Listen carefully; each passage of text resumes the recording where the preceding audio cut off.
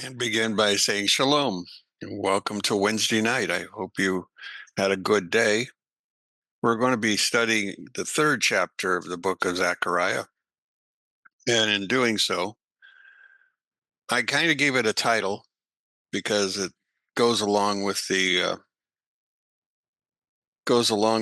understanding of filthy garments and hidden light, which is the mystical part. I mean, I'm obviously going to talk to you about Zechariah chapter 3 as far as it relates to literal. But I also want to talk to you about the physical or the spiritual and the deeper meaning, the hidden light that's found in this Torah text. So in doing so, let's get started. Well, let's not get started. Before I start, I want to remind everybody that these words that we're going to be reading in Ezekiel in Zechariah are not for the secular world. As we study this, we need to keep in mind we are reading someone else's mail. The language in some of our chapters are not completely clear from a Jewish or a Gentile point of view, but the age of the prophets was ending during the days of Zechariah and Malachi, and so the amount of information that they were short because, well, there weren't the teachers of prophetic understanding that there were earlier. So we'll often reading about lines but actually what we really are going to need to do is to begin to read between the lines. And that's where this whole thing is going to go, because we're going to be talking about repentance and becoming aware of the significance of the priestly robe, which we cover when we go through the books of Leviticus and Exodus and talking about the priests and how they dress. But let's begin by going back to this third chapter, and let's look at the first couple of verses together.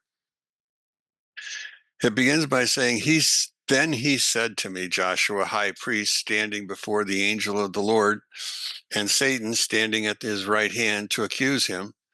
And the Lord said to Satan, the Lord rebuke you. And the Lord rebuke you, O Satan. The Lord who has chosen Jerusalem rebukes you. It's not this man is a brand plucked from the fire. Now, immediately I have this running thought going on in my head. Satan is there. Joshua is there, Satan is standing next to him. And the Lord said to Satan, the Lord rebuke you. Well, why would he use his name that way in order to rebuke him? So we're going to have to understand that there's an angel that's involved in this story at this point. So let's go through the three characters. The first one we're going to talk about or understand will be Joshua, the Kohen Gadol.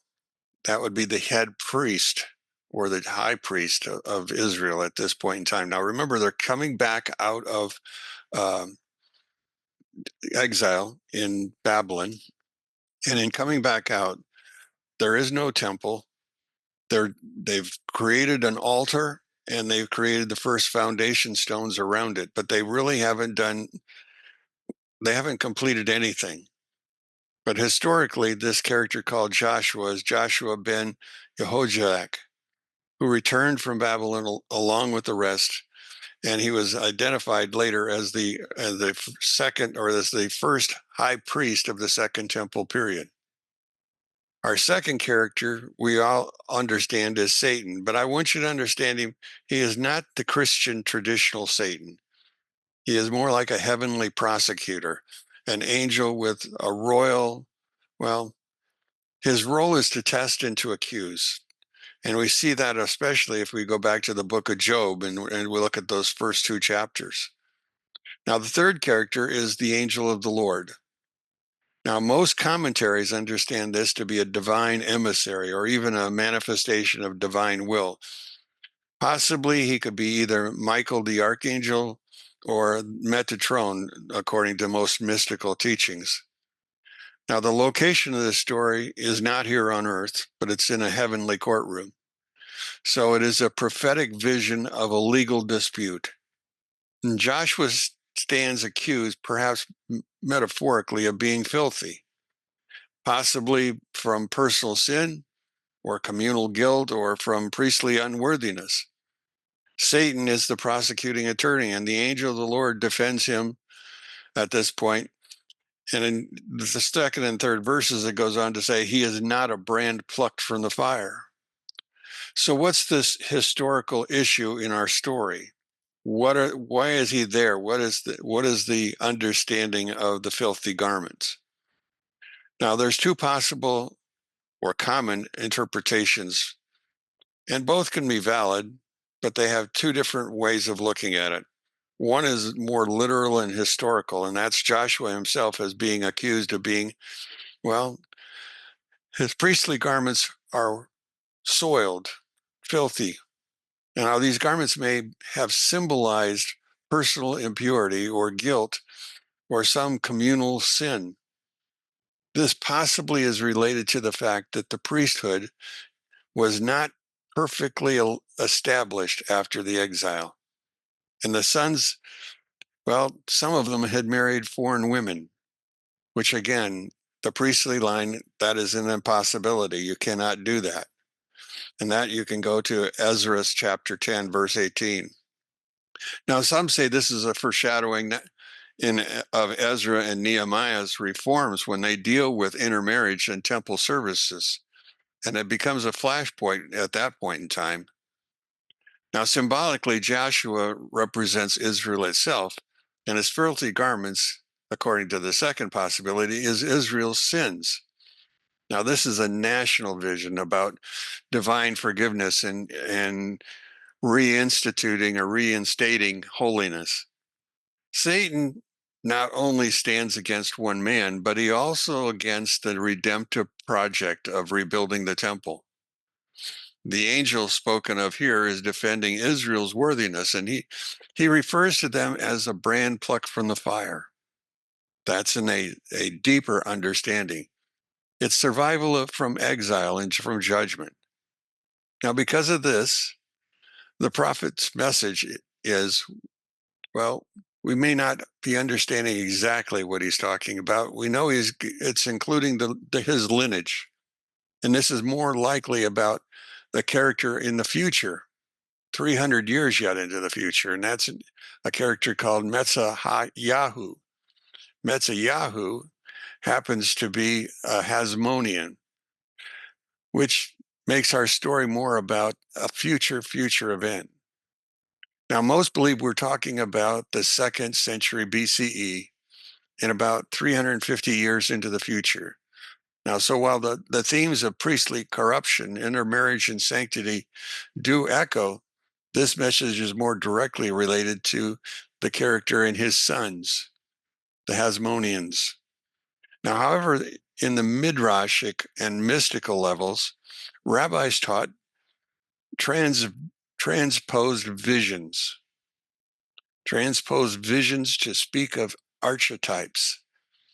Now, the faithful priest versus the corrupting forces around him.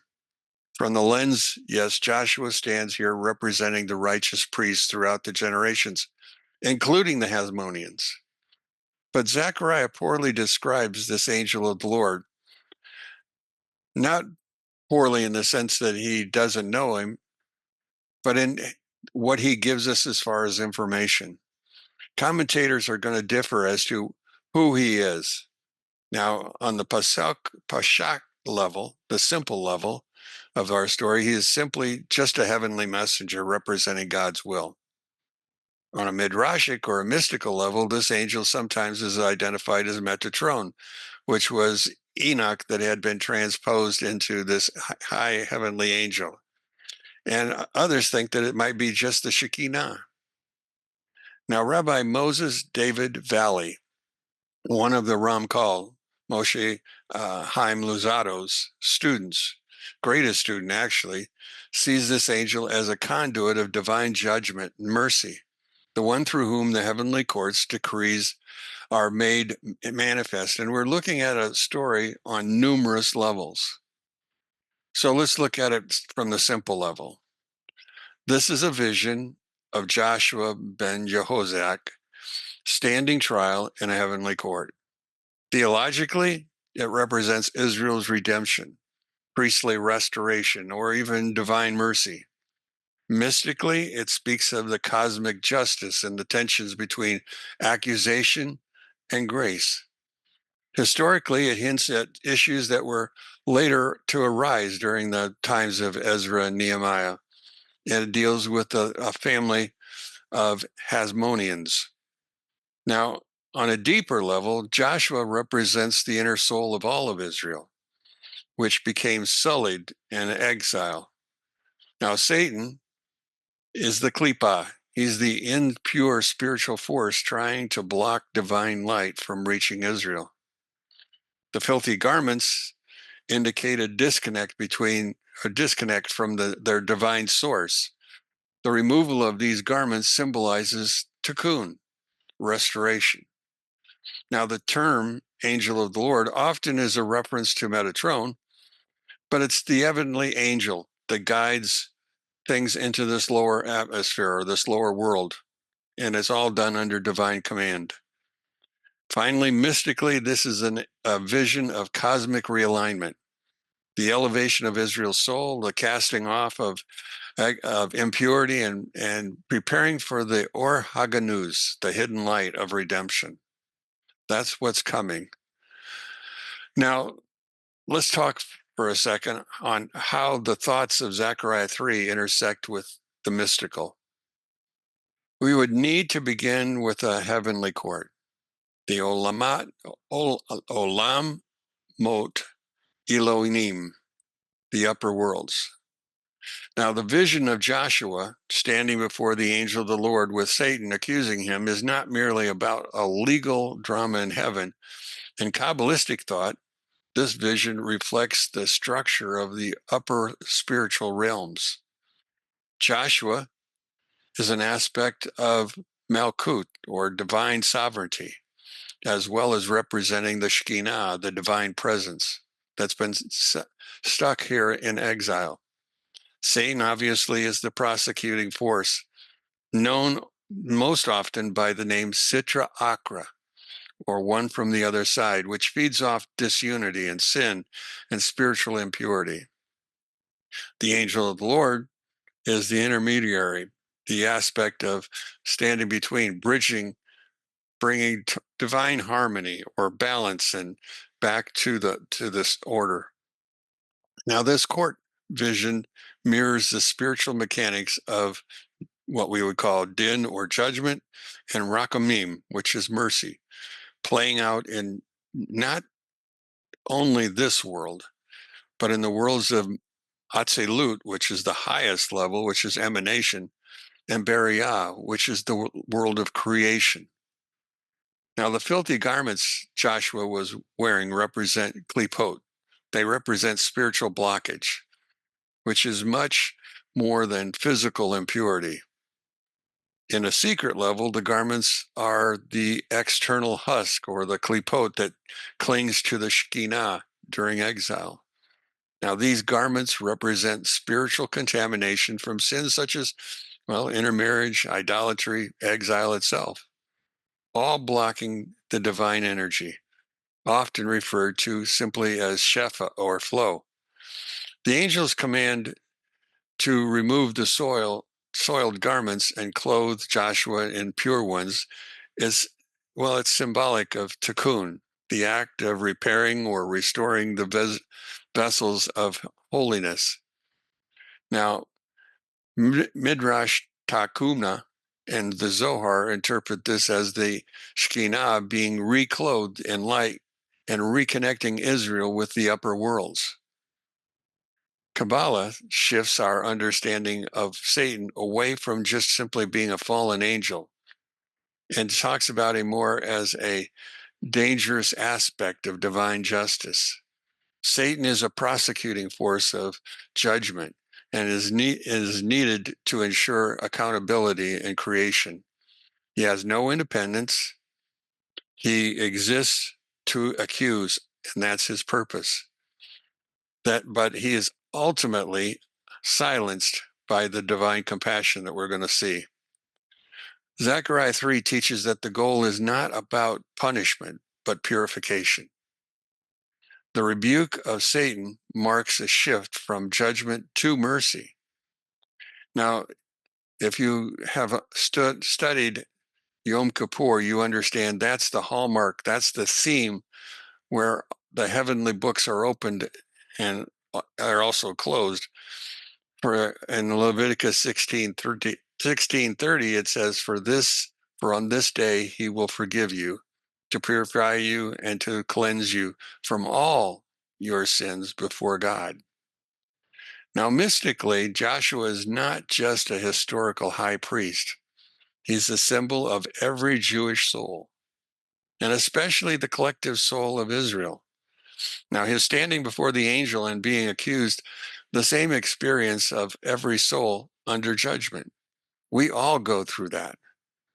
His cleansing of this soul's return to divine favor, which parallels the Shekinah's elevation from being an exile to her place where she belongs, which is a place of balance. Again, Moshe David Bali, when he was drawing a conclusion, said the vision hints at the redemption when the soul of Israel will be totally purified and restored by giving him holy garments. Now, in Kabbalah, garments equal vessels through which divine light passes. For example, one of the things that I've used a lot, these are the 10 Sephirot. Those are called vessels. And those are the things that originally creation was built on. But they fractured because of, well, sin is a part of it. And I'll go through that later on, not tonight. But the high priest's garments they're just not clothing, they're channels of light. And these channels of light are identified. So the soiled garments are symbols of broken or clogged vessels, unfit to transmit divine energy. So new garments had to be given in order to repair those vessels, one fit for the restoration of divine presence in the holy temple. In 3:5, we read, Then I, Zechariah, said, let them put a pure mitre turban on his head. Now the prophet tells us that he prayed for Joshua. Now the mitre on his head can allude to what they call a crown of the priesthood, that he intended as an inheritance for his offspring because they separated from their foreign wives, which goes back to the understandings of what was going on in those days. But it can also speak of a righteous wife. In Proverbs 12:4, we read, a righteous woman is the crown of her husband. So the actions taken allowed Joshua's sons to marry righteous Jewish women and allowed them to become future Kohen Gadol. Now this turban is first described in Exodus chapter 28, verses 37 to 39.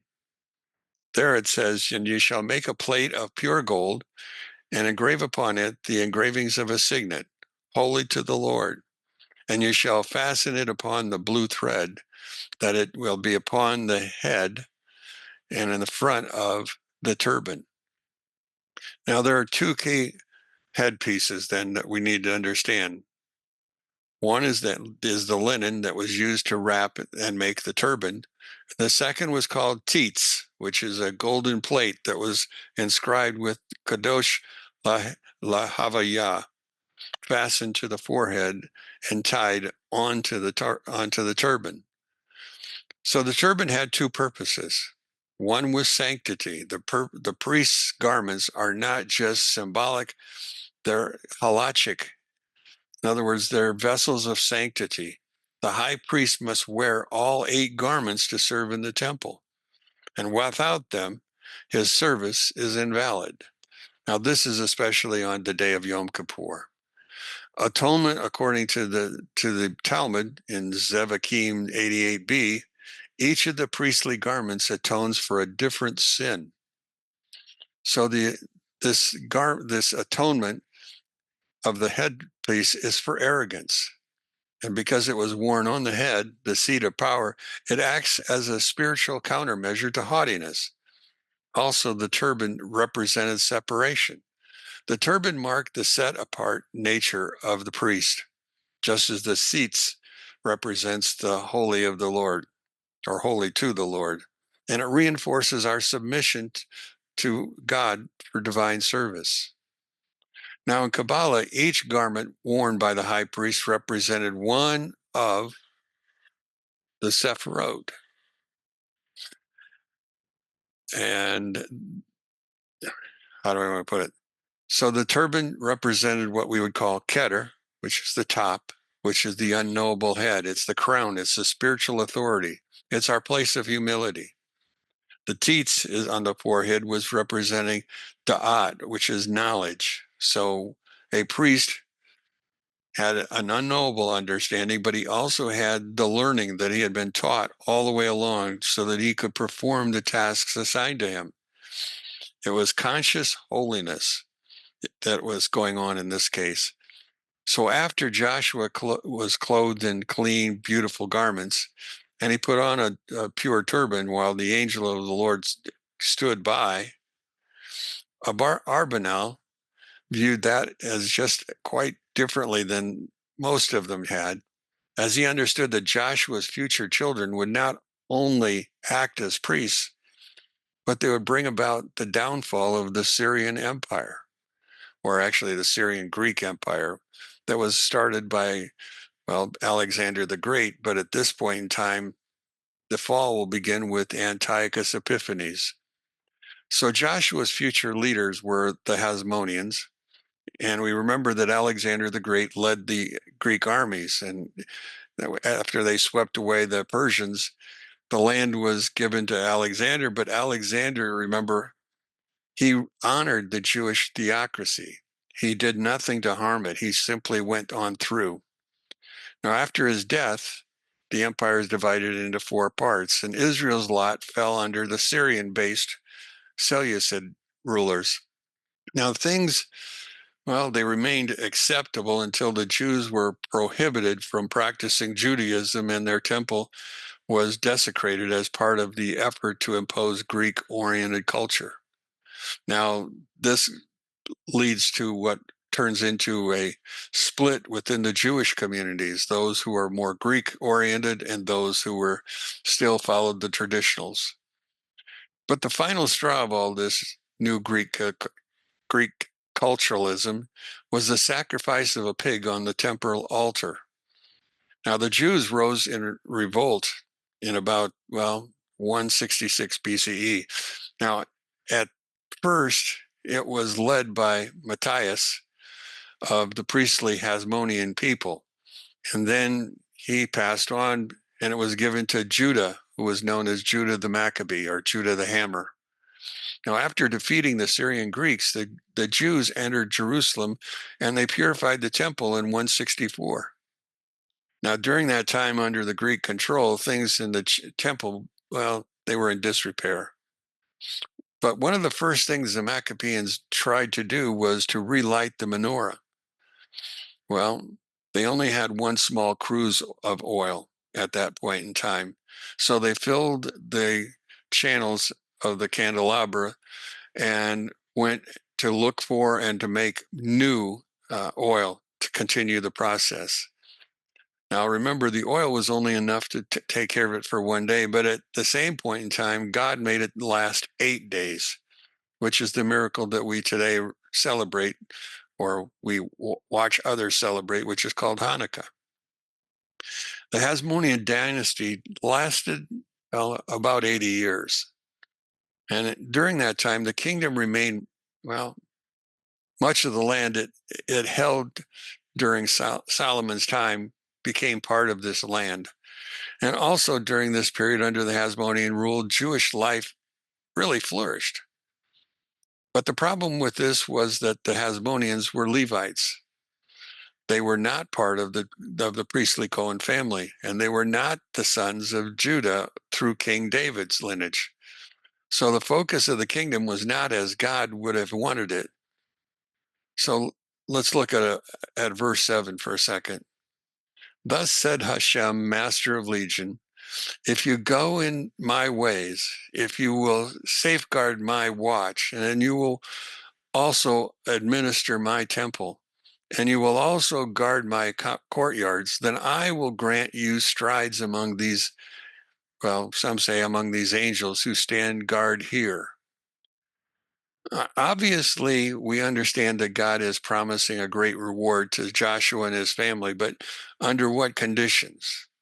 Rashi tends to note the fact that if you go in my ways, and if you will safeguard my watch, well, it would be that he, at this point, that he would respond by granting them the responsibility to fulfill the role, not the role of the king.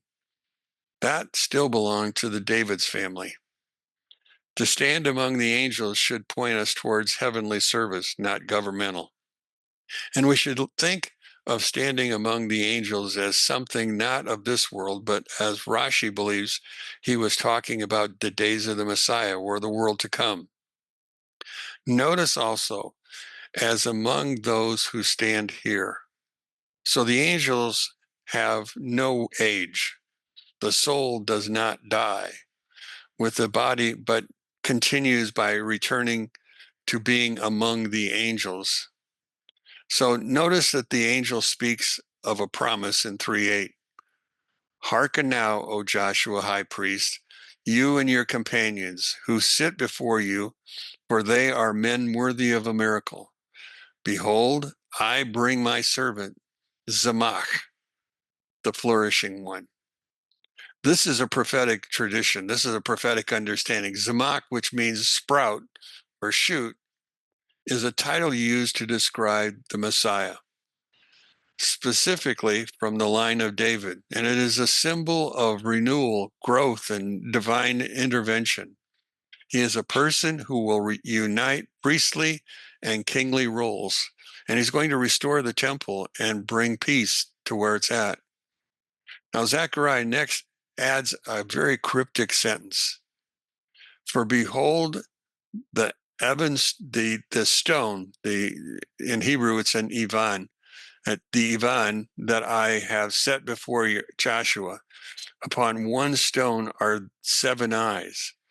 Now, behold, I will engrave in its inscription, declares the Lord of hosts, and I will remove the guilt of that land in a single day. Now, the Targum and Rashi see the word stone as referring to the Evan Shittah, which is the foundation stone of the entire world. So the second temple then is going to be laid over the top of the Evan Shittah. But it also goes back to the idea of where did they get the understanding of doing that? And that really came in the book of Isaiah, chapter 44, the last verse, and 45, the first verse, from King Cyrus, the Persian, who sent them or gave them the command to go home. Now, the stone is apparently seemed small in Joshua's eyes because it just remained alone. It was a stone. But remember, they only built the altar and set the foundation before they were shut down. In Ezra 4:3-6, it talks about the fact that they had a great deal of difficulty. People did not want them to rebuild the temple. In fact, even Persians were trying to stop them from rebuilding the temple. So the troubling point here is that 7 eyes, actually, or those facets that were upon this one stone. Now, some see in this that the temple would be expanded 7 times larger than the last one. But that was not the case with the second temple. It was larger, but not that large. Some hold that where one stone stands, 7 more will be added. Well, that's true. But still others saw this as the stone on the end of Zerubbabel's plumb line to ensure the building would be straight. But again, for most of the number 7 was not meant to be literal. But if there are 7 eyes, it may symbolize something else: completion, divine watchfulness, or divine God's omnipotence, or the fact that God sees everything and will oversee the restoration of Israel and the priesthood. Now in Zechariah 4:10, here's a direct parallel that's found. These seven are the eyes of the Lord, which ran through the whole land. So literally, we can simply say they were the seven eyes of the Lord. But does God have eyes? And why would he have seven? Now, this confirms for many that the seven eyes represent God's omnipotence or his omnipotent presence and active guidance over the seven continents of this world or over his people. The engraving may refer to the divine authorization or sanctification of the temple and its leaders. But look at Isaiah 28:16, where it says, "Behold, I lay a stone in Zion, a tested stone, a precious cornerstone, a sure foundation." Now there, the stone is actually said to be the Messiah. Now the seven eyes then become a way of describing spiritual fullness or wisdom or divine missions of the Messiah. Well, the number seven also reminds me of many, well, you can't always take it literally, but it is often used in the Bible to express the concept of many, just simply many. In Leviticus 26:18 and Proverbs 24:16, the number is also used to show something has been taken to its limits. The idea is that God will watch over each stone closely. Still others hold that the seven eyes are the seven servants who will oversee the rebuilding of the temple. Joshua, Ezra, Zerubbabel, Nehemiah, and the three prophets, Haggai, Zechariah, and Malachi. Well, Kabbalistically, eyes also speak of spiritual perception or Shaphatic visions, Hesed through Malkut, which represents the divine channels of emanation into this world. Now, the stone being watched or illuminated by these eyes implies that the divine presence is fully focused on the foundation. And perhaps even that the stone receives or reflects divine energy. In the Zohar, eyes often symbolize that divine emanation, and they also talk about mystical insights. So, applying that here, we might see that the stone is a cosmic foundation. It's akin again back to that original stone, the foundation of the world. That's the Eben Shetah. Metzu's David adds that this is also the prophecy that tells us of the foundation of the third temple. Because it has been laid already, it's already there. We just can't see it. That's the alternative or the inauguration of something beyond Joshua. Zechariah concludes by noting that on the day that the foundation is set, from that day forward, there will be peace in the land. Well, that's not what happened with the second temple, but it is what happens with the third temple. So the people will then dwell securely and in peace, enjoying the benefits of the land and the fruits that they will harvest. So it didn't happen in the second temple, but it will happen in the third. So are we looking way ahead? So as I shared earlier, the Hasmonean dynasty, it only lasted 70 or 80 years. But during that time, the kingdom did flourish. Much of the land that they had lost during the days of Solomon, they now regained. And the focus of the kingdom was not as God would have wanted it, but it was there. Obviously, we understand that God is promising a great reward to Joshua and his family. But under what conditions? Rashi notes that the key to the first section is if you go in my ways and you will escape, and if you safeguard my watch.